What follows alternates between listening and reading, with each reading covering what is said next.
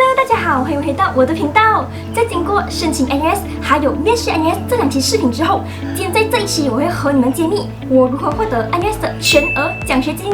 那么，如果你看过我之前的影片，就知道我是来自马来西亚2019年的统考生。所以今天这期影片我会和你分享的是我们 International Student 国际学生留学新加坡的奖学金类型、申请方式、面试详情，还有你们最好奇的面试问什么。那么今天这些面试问题呢，都是从各路不同科系、不同 course 的朋友那里收集回来的，所以你们一定要看到最后哦。Let's go！ 首先，不管是哪里的奖学金呢，基本上会分成2种类型。第一种就是 Institutional Scholarship 校内奖学金，第二种是 Non-Institutional 的，就是由校外机构所颁发的奖学金。NUS 官网呢也是把这2个是非常清楚的区分开了，然后好列出来。那么我获得的是由 NUS 自己校内所颁发的 ASEAN Undergraduate Scholarship， 它的福利就是学费全免，还有每1年会给5800新币的生活津贴。然后如果照正常情况，然后没有疫情啊，我们在假期回国，不需要在这里延长居住的话呢，这个5800呢，就是主要让我们来付房租的。然后，如果你是住 hall 单人房的话，1年下来这5800会剩几百块零用钱。然后，如果你住双人房的话，就会省更多。第二个的 NUS 校内奖学金呢，就是 Science and Technology Undergraduate Scholarship， 它是特别给来自 Computing、Engineering、Science 然后 Environmental Studies 的亚洲学生的。然后它的福利呢，会比 ASEAN Scholarship 稍微更好。不过呢，首发在我认识的人里面，我朋友圈里面完全是没有听说过有人拿到这个 scholarship 的，所以在这方面的话，我也无法分享到太多。接下来另外一种来自 External Organization 校外机构所颁发的奖学金，我个人认为呢，其实符合我们申请资格的不多，而且我也没有听说过我认识的人没有人是真的拿到这些奖学金了。不过我有去申请，然后觉得不错的是这个 Quote Foundation Undergraduate Awards 国鹤年基金会的，它是1年会给93,000马币，就是比那个 ASEAN Scholarship 再稍微多一点点，然后只是它需要成交文件很多啊。然后我自己当时候对自己的履历表是蛮有信心的，结果却完全连那个面试机会都没有得到。我觉得就像他网站所强调的，就是他只是提供给那些在经济上非常需要帮助的学生而已 ，maybe 是因为这样啦。NUS 校内奖学金呢，它是不会以家境作为主要考量的，那个就是 financial aid 了嘛。所以今天我们主要会谈的还是 ASEAN Scholarship 哦。OK， 怎么申請呢？當你點進去 NUS 官網，它就會說 Candidates will be considered and shortlisted for the scholarship through the applications for undergraduate admission to NUS. No separate application is required for the scholarship. 没有错。虽然每次人家都问我你是怎样申請獎學金的，答案就是沒有得申請，完全沒有得申請。你在網上看到那些申請表格，它標題都會寫是給新加坡人的，然後只有新加坡人當地人是自己需要去申請的，然後我們外籍學生、國際學生是完全無法申請的。我們的話，它是通過你入學申請的表格自動篩選面試者的，完全沒有一個另外的校內獎學金申請方式、申請表格，所以我才會在之前的影片說為什麼你的 personal statement 那麼重要，因為在你申請的時候，你是完全無法提交其他的獲獎文憑的。而他們就是單單從這個包含 personal statement 的申請表格去過濾那些面試者的，所以呢，當時候有些人在下面就有 comment 說他們並不覺得 personal statement 是那麼的重要那些，我覺得可能是他們不了解國際學生就是只是靠這個去爭取獎學金面試的。在無法主動申請的條件下，你能獲得這個獎學金的前提是，你必須在你申請入學 NUS 的報名表格中呢，就declare說你是要 tuition grant 的 ，tuition grant 呢是你獲得獎學金的先決條件，沒有 tuition grant 呢就不會有獎學金。所以在你申請入學之後呢，你就只能完全默默的等待那一封interview invitation 的 email， 等到你真的收到那封 email 了，它會同時發給你一個個別的表格填寫，然後這份表格呢，還有其他它需要你提交的文件證明哦，都是需要在1天之內就完成的，要不然你就會錯過這個面試機會的。所以沒有獲得這個獎學金的人呢，大多數都是從頭到尾都沒有收過這封 email 的。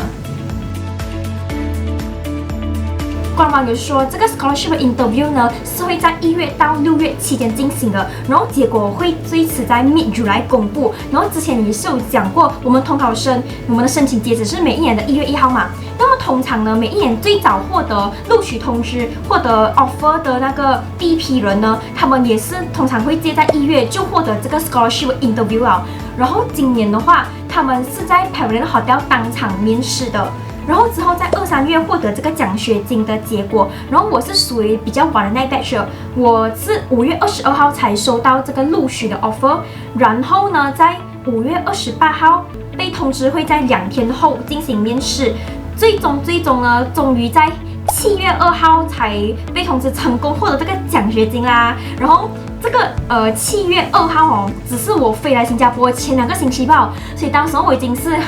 本来已经是很绝望，就是做好准备说自己去支付这个全额的学费了，所以当然真是非常非常开心啦。那时候我面试的时候是新加坡 Circuit Breaker 时期，所以我们只是通过 online Zoom 的方式面试吧。可是不管是 online 还是 physical 的形式呢，都只是1对1，就是会跟一个面试官进行 Q&A 这样子的环节而已。接下来要非常感谢来自各个科系的朋友愿意和我分享他们的面试题目，而且他们很多都是一面试完就当场把这些题目都记录下来了的。所以我们从1号的 Computer Science 朋友开始。OK， 这是 online 的朋友 online 面试，然后他被问到 What CCAs did you participate in secondary school? No, what CCAs are you planning to join? 然后还有 plan after graduation。这个朋友哦，他面试的情况很特别，我们听到很好笑，就是他一进去那个 online Zoom， 然后一个面试官还有其他2个大概 admin 这样子的，他们3个就是完全关着荧幕，完全关着 video， 然后黑屏啊玩，就只有他一个人开着 camera， 然后对着自己讲话而已，就非常好笑啊，就很奇怪。接下来的 Computer Science 2号朋友呢，被问到 Why did you pick NUS? How do you think computing has helped in the current situation of the pandemic? If NUS and NTU give you scholarship, which would you choose? 这一个是 NUS 和 NTU 非常经典的一个问题啊，我真是非常庆幸有被问到这个。接下来就是申请 Law 的朋友 ，Why you choose Law as a first choice, but computing as second choice, since they are two totally different courses? I've read through your academic transcript, and I'm really impressed by your achievement in both curriculum and co-curricular activities. But why don't you study in UK or Australia but Singapore instead? I see you are very active in core curriculum, but most of the achievements are academically related. Why don't you participate in some sports to have a more balanced school life? 然后接下来呢，就是 engineering 的朋友 ，Why do you want to study mechanical engineering? What kind of career goal do you think you want? What achievement do you think you would have achieved in the future? So you are in the computing Olympiads. Why don't you choose computing course? Have you applied to NTU too? Why do you think 可能他们讲一些话，然后 Why do you think NTU do that? 接下来就是一个来自数学系的朋友，他被问到你最喜欢数学的哪一部分？为什么？你会如何跟别人解释数学在生活中的用处 ？Why did you apply for this scholarship? Why you deserve it? What CCAs are you planning to join at NUS? 最后就到我自己了，我自己是 business school 嘛，然后我没有被问到为什么选择新加坡，然后为什么选择 NUS， 这样好，为什么选择我这个 course 之类的话，然后我被问的是第一个就是我有那么多的校内外奖项，所以我是如何平衡学业，然后比赛还有课外活动的，然后第二个。就是上了大学之后，你认为什么会是你最大的挑战？所以好像我讲的就是 time management 哦。然后第三个就是你在 lockdown 期间做了什么？然后第四个which hall did you apply？ 就是我 apply 什么宿舍这样子的。然后还有为什么选择住 hall 而不是住 residential college？ 然后其实这个问题哦，当时候我挺直白的回答他，就是因为。就是因为那个比较经济啊，hall 比较经济，然后顺便讲说，因为他有那个什么课外活动啊，就比较适合我这样子之类的话，然后他就一直跟我讲那个 residential college 好处，就是蛮奇怪啊，就是我听过我朋友里面哦，只有一个我是遇到这样子的，好不好 ？OK，所以刚才上面的所有例子，你会不会觉得很短，问题很少诶？就是没有错，就真的是这样子。那个面试哦，真的是很短的，就是少过10分钟，或者是甚至是5分钟而已。那时候呢，我还以为他没有兴趣跟我聊了，然后我还觉得凶多吉少，然后跑去问 senior，他们就想说真的是就这样短而已。来了之后问到大家都是很短而已，它就是一个非常简单的那种1对1聊天。然后你被问到的问题呢，很多都是非常针对你个人的啦，所以每个人都会遇到不同的问题，所以我们可以做什么准备呢？第一个，我认为最重要的就是对自我的认知还有了解啊，你要非常清楚你履历表上的每一项资料、每一个细节，还有一个大概的未来规划吧。因为他问到的东西呢，大多数都是和你成交资料上去有关的，他也几乎不会问你说你参加什么活动，因为他已经看完了，他是从那边 based on 那边再衍生出更多的问题去和你聊天这样子。所以那时候其实我的准备方式，其实我只是一直看回去我之前的那种 personal statement 啊，就是看回去我以前做过什么东西，这样因为那时候已经中学毕业半年了，就是有点忘记哦。好像我一个参加华乐的朋友呢，他就是和面试官呢聊了很久关于音乐方面的东西。第二个就是去增强你对这个大学还有科系的了解，尤其是推荐你去查看 NUS 有什么样的 CCA 的，然后这样子他问的时候呢，你可以大概回得上你想要参加什么样的 CCA 类型哦，这样子就可以让他看到你呢是除了 academic 之外还有其他闪光点的，然后你也是一个比较 balance 还有 leadership quality 的人，然后这样子呢为 NUS 带来什么样的价值？再来当然就是你心态好状态的调整咯。总而言之呢，我觉得这是一个非常不错的聊天体验吧。就好像在他问我那个我怎样 balance 我中学生活的时候呢，其实还有再继续深入问几个问题，是让我感觉到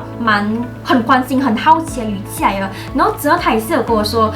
你的大学生活希望你可以更加长什么 work-life balance 之类的话，就跟我讲这些东西。然后所以我觉得我们是蛮幸福的，因为我们不用像新加坡人他们申请奖学金这个他们还需要什么集体辩论啊，然后还有那种知识抢答竞赛等等哦，所以呢就是非常幸福啦，然后也要恭喜大家考完试啦。那么如果之后你有什么疑问或者是感兴趣的话题，可以在下面留言给我知道哦，别忘了帮我点赞、订阅、分享，我们下期见，拜拜。